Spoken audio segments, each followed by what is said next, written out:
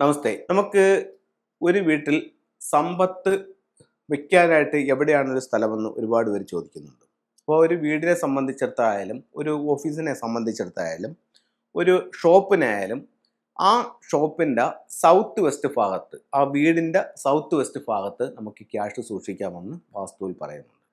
അപ്പോൾ അടുത്തൊരു ചോദ്യം, ഇപ്പോൾ നമ്മളൊരു അലമാര വെക്കുകയാണെങ്കിൽ അത് എങ്ങോട്ട് നോക്കി വെക്കണം എന്നുള്ളൊരു ചോദ്യം. അത് വടക്ക് നോക്കി വെക്കുന്നത് കൂടുതൽ നല്ലതായിട്ട് വാസ്തുവിൽ പറയുന്നുണ്ട്. അടുത്തത്, നമുക്ക് അവിടെ വെക്കുകയാണെന്നുണ്ടെങ്കിൽ നമ്മളിലേക്ക് ശരിക്ക് പൈസ വരികയും ആ പൈസ അവിടെ നിലനിൽക്കുകയും ചെയ്യുമെന്നാണ് വാസ്തുവിൽ പറയുന്നത്. പക്ഷേ ഇത് പൈസ വെച്ചൂടാത്ത ഏതെങ്കിലും ഒരു സ്ഥലം ഉണ്ടാകുന്ന ചോദിച്ചു കഴിഞ്ഞാൽ വടക്ക് പടിഞ്ഞാറ് വായു കോണിൽ പൈസ സൂക്ഷിക്കുന്നത് നല്ലതല്ല എന്ന് വാസ്തുവിൽ പറയുന്നുണ്ട്. അപ്പോൾ പൈസ വെച്ചൂടാത്തൊരു സ്ഥലം ഏതാണ്? വടക്ക് പടിഞ്ഞാറ് എന്ന് പറയുന്ന വായു കോണ്. ഇനി നമുക്ക് പൈസ വെച്ചുകൂടാത്ത മറ്റേതെങ്കിലും റൂമുകൾ ഉണ്ടാകുന്ന ചോദിച്ചാൽ ഉറപ്പായിട്ടുമുണ്ട്. അതായത് നമ്മുടെ വീടിൻ്റെ ഫ്ലൈങ് സ്റ്റാർ എടുക്കുക. വീടിൻ്റെ ഫ്ലൈങ് സ്റ്റാർ എന്ന് പറയുമ്പോൾ ഫ്ലൈങ് സ്റ്റാറിനെ പറ്റി ഞാൻ ഒരുപാട് വീഡിയോകൾ ചെയ്തിട്ടുണ്ട്. ഇപ്പം നമ്മളെ കൺസൾട്ടിങ് വിളിക്കുന്ന ഓരോ ആൾക്കാർക്കും ഇത് വളരെ വ്യക്തമായിട്ട് അറിയാവുന്നതാണ്. പുതിയ ആരെങ്കിലും പ്രോഗ്രാം കാണുന്നുണ്ടെങ്കിൽ ഫ്ലൈങ് സ്റ്റാർ എന്ന് വെച്ച് കഴിഞ്ഞാൽ ഫെങ്ഷുയിൽ വരുന്ന ഒരു തിയറിയാണത്. നമ്മൾ വീട് പണി കഴിപ്പിക്കുമ്പോൾ ആ വീടിൻ്റെ ഓരോ ദിക്കിലും 2 നമ്പറുകൾ വീതം വരും. ഇതിനെ നക്ഷത്രങ്ങളായിട്ടാണ് ഫെങ്ഷുയിൽ കണക്കാക്കുന്നത്. ഈ നക്ഷത്രങ്ങളെയാണ് ഫ്ലൈങ് സ്റ്റാർ നമ്പർ എന്ന് പറയുന്നത്. ആനുവൽ സ്റ്റാർ നമ്പർ എന്ന് വെച്ച് കഴിഞ്ഞാൽ ഈ ഫ്ലൈങ് സ്റ്റാർ നമ്പർ നിലനിൽക്കെ വർഷാവർഷം ഓരോ നമ്പറുകളും കൂടി ഇതിനകത്തൂടി കടന്നു പോയിക്കൊണ്ടേയിരിക്കുന്നുണ്ട്. ഇപ്പോൾ 2025 കിഴക്ക് ഭാഗത്തൊരു നമ്പർ വന്നിട്ടുണ്ട്, അത് 9 ആണ്. അതേപോലെ ഓരോ ദിക്കിലും ഓരോ നമ്പറുകൾ വന്നിട്ടുണ്ട്. 2026 ഫെബ്രുവരി 4 തീയതി ഈ നമ്പർ അവിടെ നിന്ന് മാറും, ഈ സ്റ്റാർ അവിടെ നിന്ന് മാറി അടുത്ത സ്റ്റാർ വരും. അപ്പോൾ അതിനെ ആനുവൽ സ്റ്റാർ നമ്പർ എന്ന് പറയും. നമ്മൾ ആദ്യം പറഞ്ഞു വന്നത് ഫ്ലൈങ് സ്റ്റാർ നമ്പർ.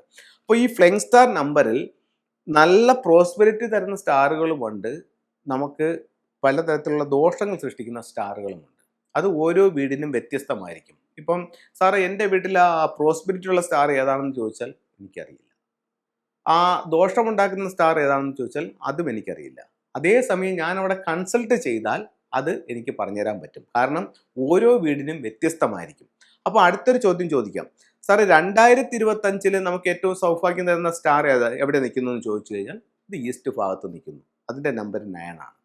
സാറേ 2025 നമുക്ക് ഏറ്റവും മോശമുള്ള സ്റ്റാർ ഏത് ഭാഗത്ത് നിൽക്കുന്നു എന്ന് ചോദിച്ചു കഴിഞ്ഞാൽ അത് നോർത്ത് ഈസ്റ്റ് ഭാഗത്ത് നിൽക്കുന്നു. എന്തുകൊണ്ടെന്ന് വെച്ച് കഴിഞ്ഞാൽ അവിടെ 5 വരുന്നുണ്ട്, അത് ടോട്ടൽ ലോസ് ഉണ്ടാക്കുന്നുണ്ട്.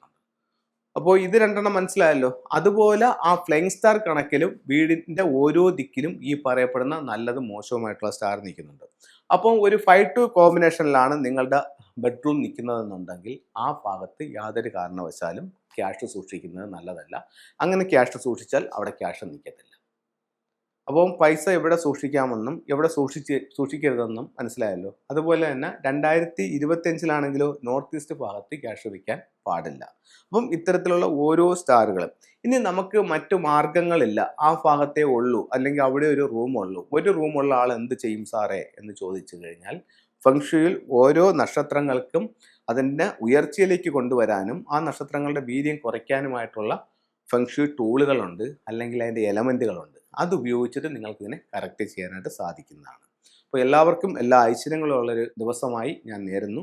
എല്ലാവർക്കും എല്ലാ സൗഭാഗ്യങ്ങളും ഉണ്ടാവട്ടെ. നന്ദി, നമസ്തേ.